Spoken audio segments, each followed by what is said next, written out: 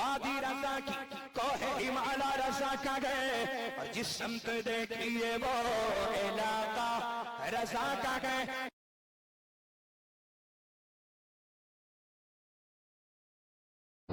بسم اللہ الرحمن الرحیم۔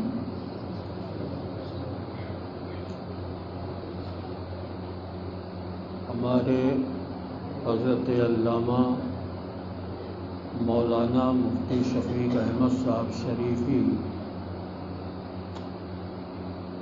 کی بار بار کی دعوت پہ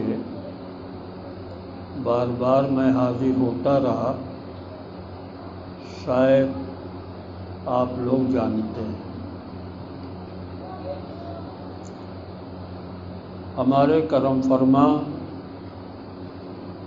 ہمیشہ رہے اور اللہ کرے ان کی کرم فرمائی قائم رہے۔ ہمارے دوست خطیب ملت نے ابھی بھرپور بیان دیا، اچھا بیان دیا۔ آج وقت کی کمی ہے، تھوڑے سے وقت میں چاہے آپ اسے تقریر کہہ لیں، چاہے ختم بخاری کی رسم کہہ لیں، چاہے دستار فضیلت کا منظر کہہ لیں، سب اسی میں شامل ہے۔ اسلام کے ماحول میں ہم نے آپ نے آنکھیں کھولی ہیں، اور اسلام کے بارے میں علماء سے ہمیشہ بیانات بھی سنے ہیں، اور اپنی حیثیت کے مطابق اسلامیات کا مطالعہ بھی کیا ہے۔ ایک دور تھا جب قرآن نازل ہو رہا تھا، جبریل امی آیات ربانی لاتے رہے حضور کی ذات پر، اور حضور صحابہ کے درمیان میں آیتیں پڑھ کے سناتے رہے، اور صحابہ دلوں میں محفوظ کرتے رہے۔ دنیاوی اعتبار سے وہ دور ترقی یافتہ دور نہیں تھا، روحانیت کی بنیاد تو پڑ چکی تھی، لیکن مادی اعتبار سے لکھنے پڑھنے کا رواج ہی نہیں تھا۔ کچھ لوگ لکھ لیتے تھے تو کاغذ نہیں تھا، کسی نے پتوں پہ آیت لکھ لیا، کسی نے پاکیزہ ہڈیوں پہ لکھ لیا اور محفوظ کر دیا، لیکن وہ آیتیں جو دلوں میں تھیں ان کی تو ترتیب تھی، لیکن جو گھروں میں آیتیں محفوظ تھیں وہ الگ الگ۔ اس گھر میں جو آیت ہے وہ آیتیں اس گھر میں نہیں ہیں، اور اس گھر میں جو آیتیں ہیں وہ تیسرے گھر میں نہیں ہیں۔ آیتیں سب تھیں، ترتیب نہیں تھی۔ اب اس زمانے میں کچھ لوگوں نے کاغذ یا پتہ یا ہڈی پہ قرآن کی آیتیں لکھی اور چاہا اپنے رسول کی باتیں بھی لکھ لیں، تو حضور نے صاف لفظوں میں منع کر دیا کہ حدیثیں مت لکھنا، قرآن لکھو، آیتیں لکھو، حدیث کو نہ لکھنا۔ اس لیے کہ اس زمانے میں قرآن کتابی شکل میں سامنے تھا نہیں، الگ الگ یا دلوں میں تھا، تو لکھنے سے منع کیا کہ حدیث مت لکھنا، ورنہ ہو سکتا ہے آگے چل کے پہچان نہ رہ جائے کہ یہ قرآن کی آیت ہے یا نبی کا فرمان ہے، عربی میں یہ بھی، عربی میں وہ بھی۔ تو حضور نے لکھنے سے منع کر دیا کہ حدیثیں مت لکھنا، یعنی قرآن لکھ رہے ہو لکھو، فرمان نبی تمہارے سامنے نبی موجود ہے، تمہیں لکھنے کی ضرورت کیا ہے؟ تو منع کیا گیا حدیث لکھنے سے۔ یہ تو محدثین کا احسان ہے کہ جب دیکھا قرآن کتابی شکل میں آ گیا، اب کوئی خطرہ نہیں ہے، آیت حدیث سے مل جائے، حدیث آیت سے مل جائے، کوئی خطرہ نہیں ہے۔ حافظ بھی تیار، کتابی شکل میں قرآن آ گیا تو جو خطرے تھے وہ ٹل گئے، تو صحابہ نے لکھنا شروع کیا کہ لاؤ رسول پاک کی باتیں یاد کرنے کے لیے لکھ لیں، کل بھول نہ جائیں۔ یہ نہ سمجھنا کہ بخاری سے پہلے دنیا میں حدیث لکھی نہیں گئی، حدیثیں لکھی گئیں، کافی لکھی گئیں۔ حضرت ابو ہریرہ سے روایت کی ہوئی حدیثیں تقریباً 5724 حدیثیں ہیں جو لوگوں نے لکھا تھا۔ عبداللہ ابن عباس سے لگ بھگ 2200 حدیثیں ہیں جو لوگوں نے لکھا تھا۔ حضرت عائشہ سے لگ بھگ 2140 حدیثیں تھیں جو لوگوں نے لکھا تھا۔ عبداللہ ابن عمر سے جو حدیثیں مروی تھیں ان کے چاہنے والوں نے لکھا تھا، مگر امام بخاری کی شان بعد میں۔ ان لوگوں نے حدیثیں لکھا، لیکن عجیب بات تھی کہ صرف حدیث لکھا۔ حضور نے یہ کہا ہے، لکھ لیا، نبی نے یہ کہا ہے، لکھ لیا، لیکن اس دور میں سندیں نہیں لکھی گئیں، سند کی ضرورت ہی کہاں تھی۔ نبی نے کہا، صحابی نے لکھا، بیچ میں سند کی ضرورت ہی نہیں۔ جب حدیثیں بعد میں لکھی گئیں تو سند کی ضرورت پڑی کہ آپ یہ حدیث بتا رہے ہو، آپ نے سنا کس سے ہے، اور جس کا نام لے رہے ہو اس نے کس سے سنا، پھر اس نے کس سے سنا۔ وہاں سند لکھانا دکھائی گئی اور سند لکھی گئی، ورنہ دور اول میں سند کیوں نہیں؟ ارے نبی تو سامنے ہے، سند کی ضرورت کیا ہے؟ حضور نے کہا، ہم نے لکھ لیا، اب سند کہاں سے لائیں اور کیوں لائیں؟ ہم نے خود ہی سنا، دوسرے سے تو سنا نہیں ہے کہ ہمیں سند کی ضرورت پڑے۔ تو امام بخاری کا زمانہ تو بہت بعد کا ہے، سن 194 ہجری میں تو امام بخاری پیدا ہوئے ہیں۔ ہجرت کے 194 سال کے بعد پیدا ہوئے ہیں، ہم لکھنے کی بات نہیں کر رہے ہیں۔ 194 سال گزر گئے تب امام بخاری پیدا ہوئے، اور پیدا ہونے کے بعد ہی تو حدیث لکھیں گے۔ اب یہاں سند کی ضرورت تھی کہ لگ بھگ 200 برس میں کتنے راوی ہیں، کون راوی ہیں، تو سند کی جب ضرورت پڑی تب نام لکھے گئے۔ حضور نے جب کہا، سنا کس نے، اس سے سنا کس سے، اس سے سنا کس نے، اس طرح حدیث امام بخاری تک آئی تو نام لکھتے گئے۔ اور کمال ہے امام بخاری کا، سند میں سند کی بنیاد امام بخاری نے نہیں رکھی۔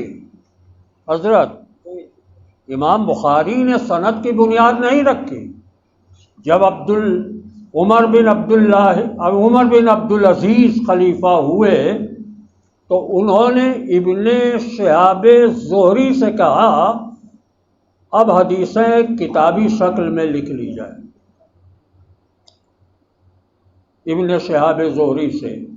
تو انہوں نے حدیث بھی لکھی، اور یہ حدیث کس نے بیان کیا ہے اس کا نام بھی لکھا، وہ حدیث اس نے کس سے سنی اس کا نام لکھا۔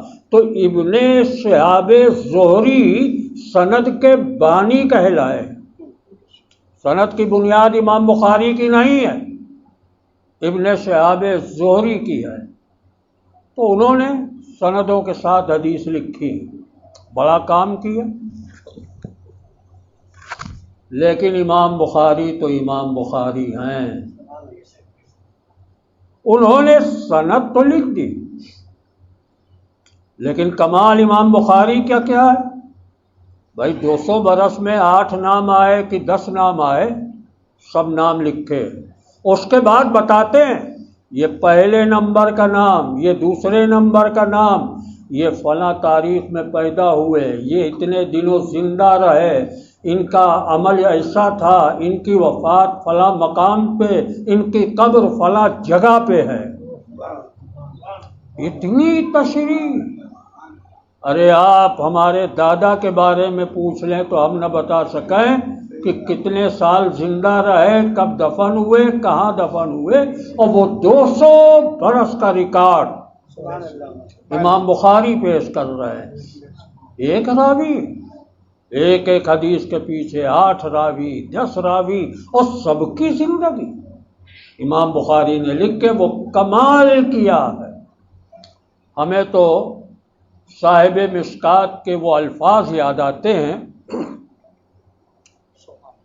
مشکات سے پہلے حدیث کی کتاب تیار ہوئی، مصابیح،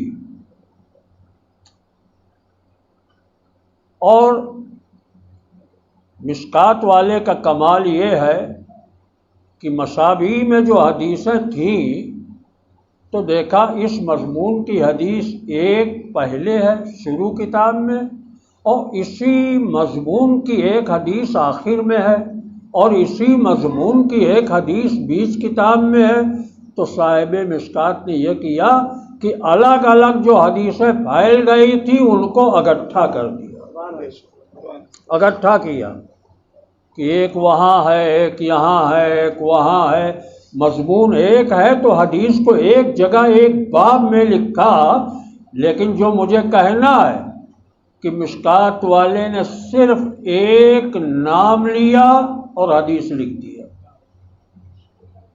عبداللہ ابن عمر سے روایت بس، ابن عباس سے روایت ہے بس، اوپر کتنے راوی ہیں، سند کتنی ہے، اس کا ذکر ہی نہیں کیا۔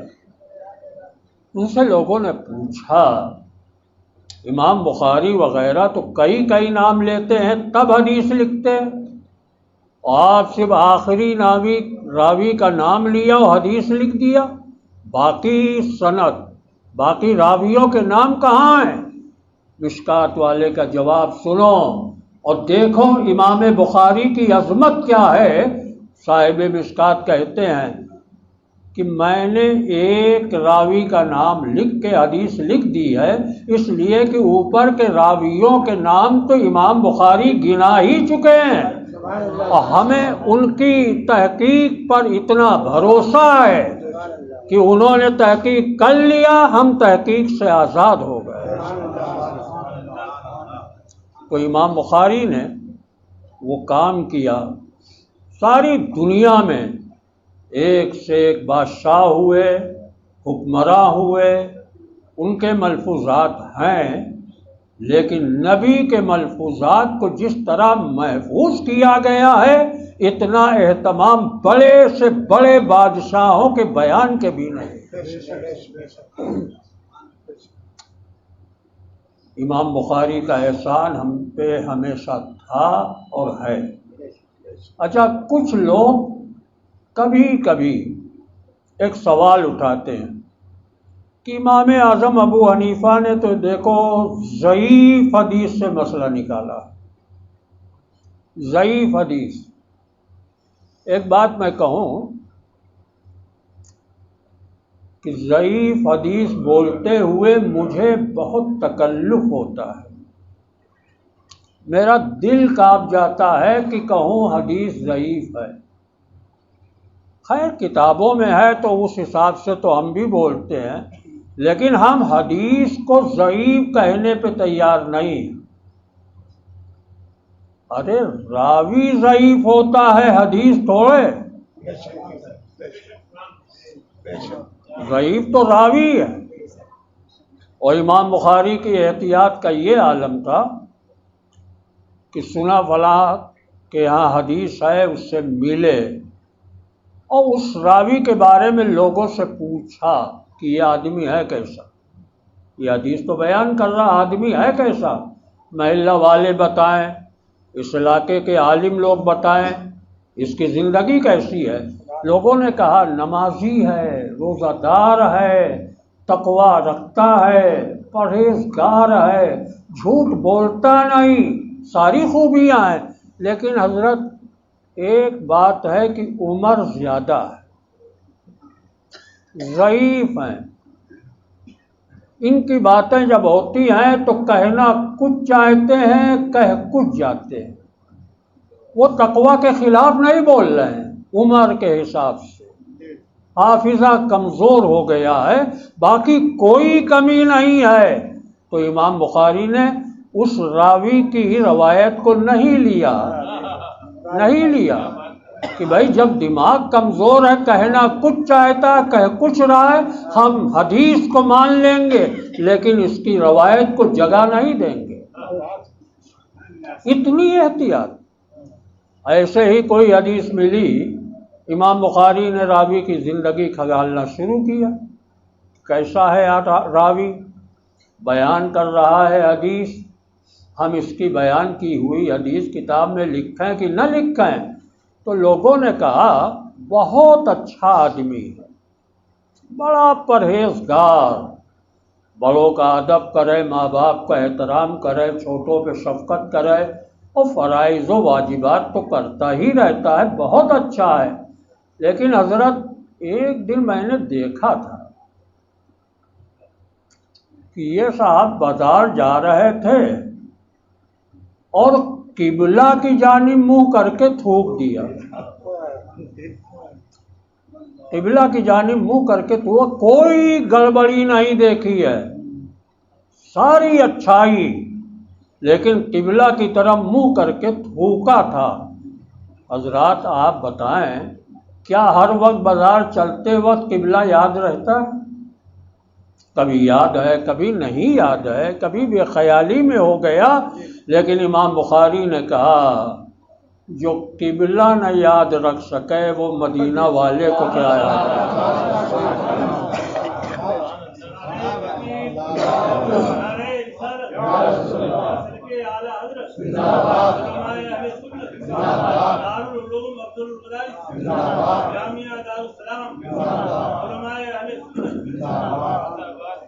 اتنی احتیاط کہ راہ چلتے راوی نے بے خیالی میں اگر تھوک دیا تو کہا ٹھیک ہے، ہم انکار نہیں کرتے لیکن اپنی کتاب میں ہم جگہ نہیں دیں گے۔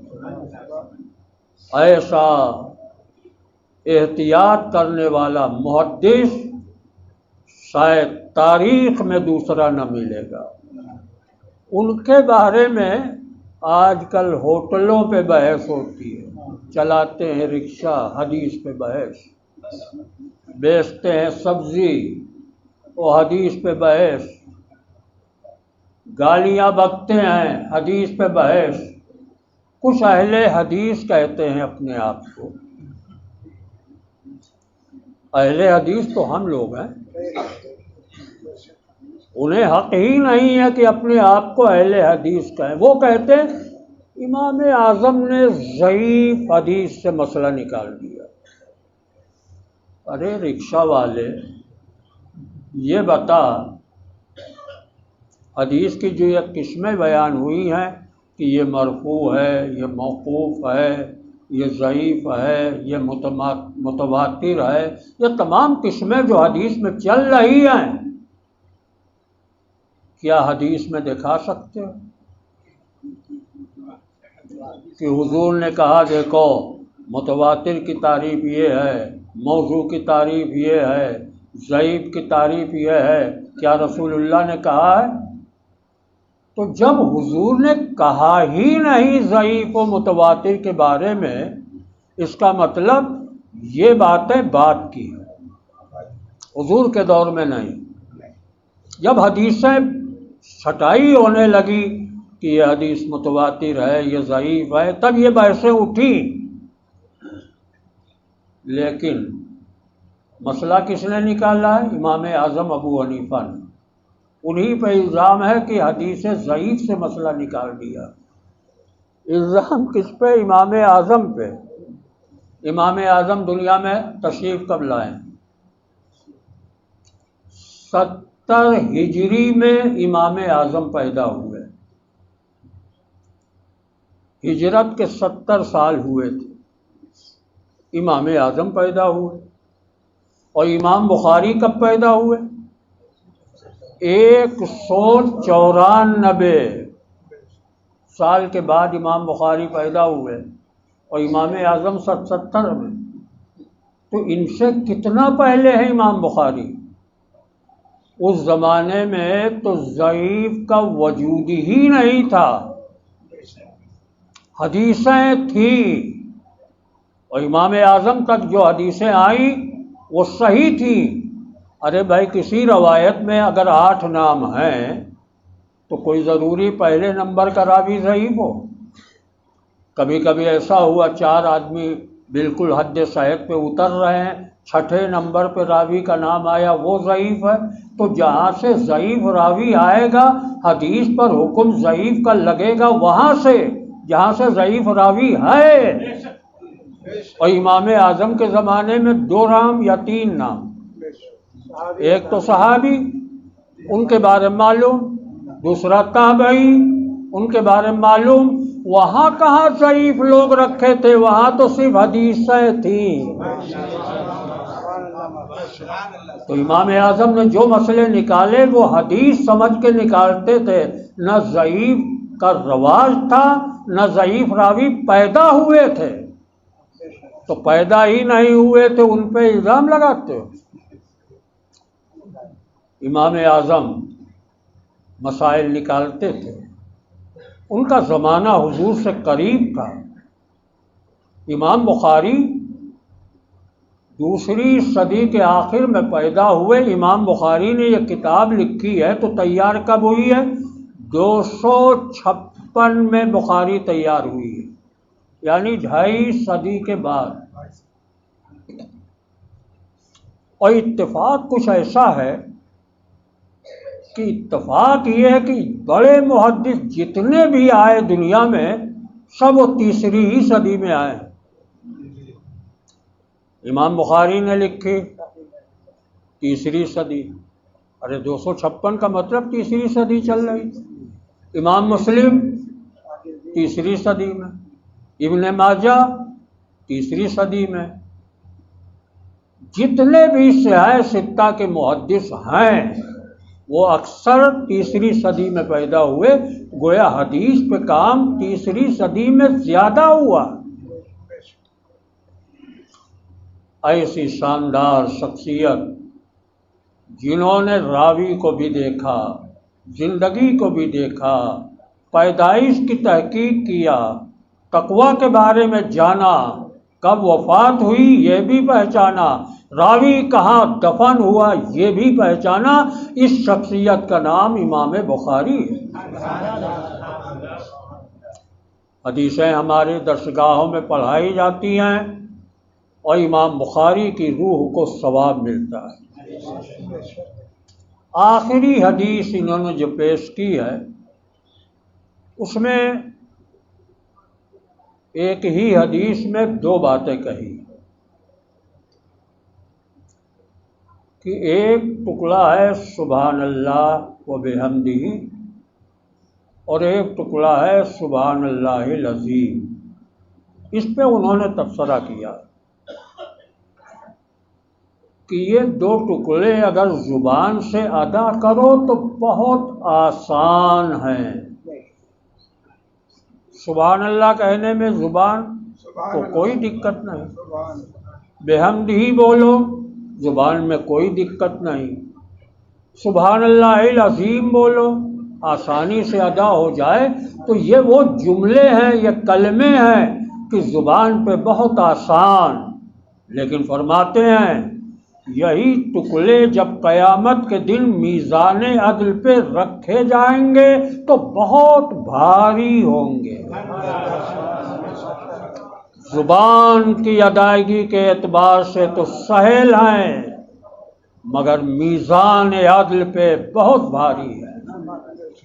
اچھا، ایسے موقع پہ حدیث کا ٹکڑا آخر میں ہم بیان کریں گے، جملہ استعمال کیا ہے کہ کلمتان، دو کلمے ہیں، حبیبتان، جو بہت پیارے ہیں، الی الرحمن، اللہ کے نزدیک بہت پیارے ہیں۔ اس کے بعد وہ ٹکڑے بتائے کہ ایک کلمہ تو ہے سبحان اللہ و بحمدہ، اور دوسرا ہے سبحان اللہ العظیم، تو حبیبتان الی الرحمن کہا۔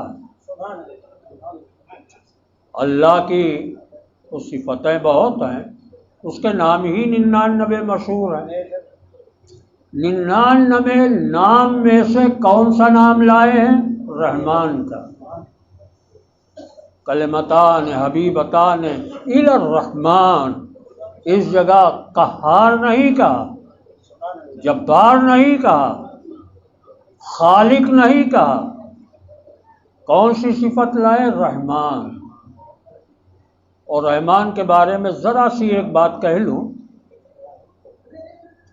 رحمان کا لفظ بنا ہے رحم سے، یعنی رحمت سے، تو بہت سارے مقام پہ آپ بھی رحم کرتے ہیں، رحمت کرتے ہیں، سبھی کرتے ہیں، لیکن ہماری رحمت کا کیا مطلب؟ آدمی رحم کرتا کب ہے؟ رحم کرتا کب ہے؟ ہم نے دیکھا ایکسیڈنٹ ہو گیا، آدمی کا چہرہ بگڑ گیا، ہاتھ ٹوٹ گئے، دماغ باہر آ گیا، یہ منظر جب دیکھا تو دل لرز گیا، دل کانپ اٹھا یہ منظر دیکھ کے۔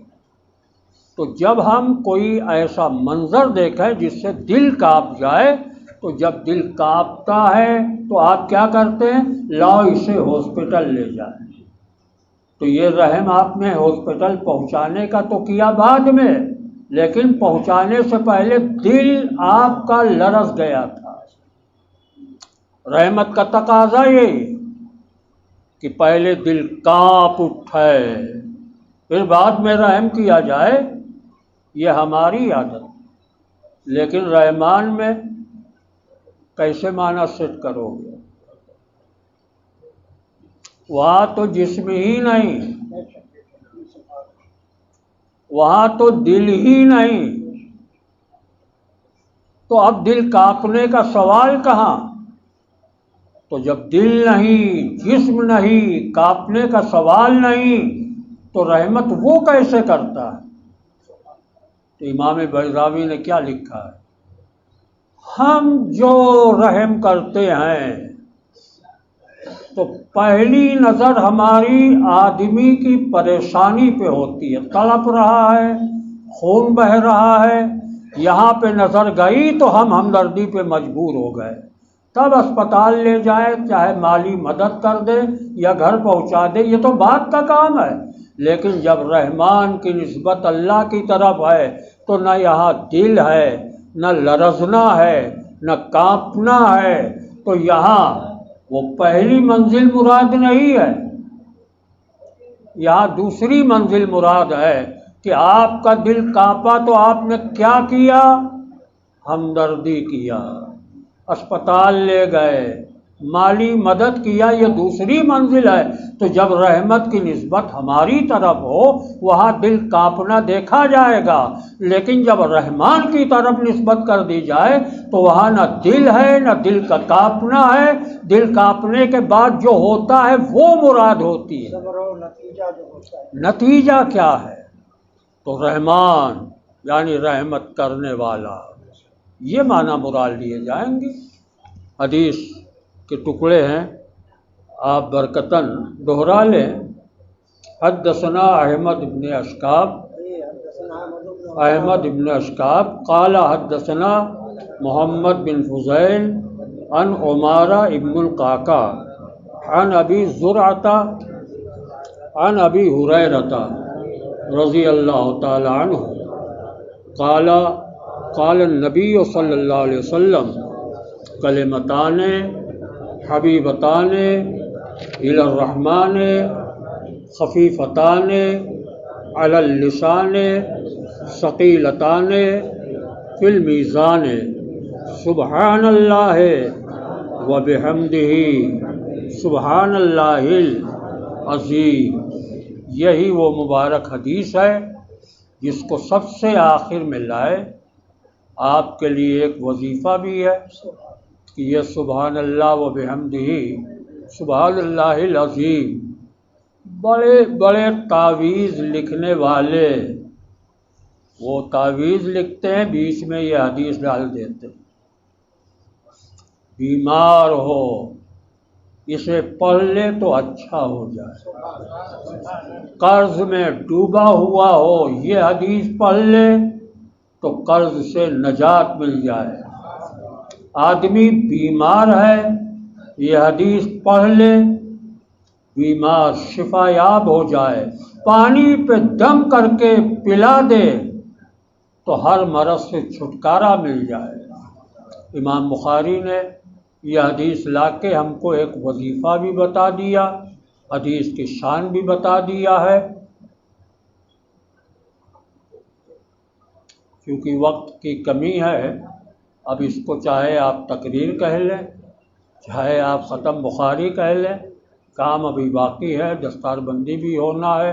ہم حضرت سے دعا کریں گے کہ دعا کریں،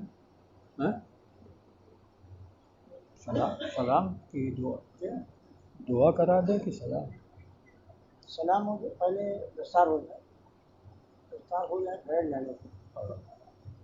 کا فرمانا ہے کہ اب دستار بندی پہلے ہو جائے، پھر سلام بھی ہوگا، پھر بعد میں دعا ہوگی، اس کے بعد تو نماز ہو سب ہو جائے گا۔ خدا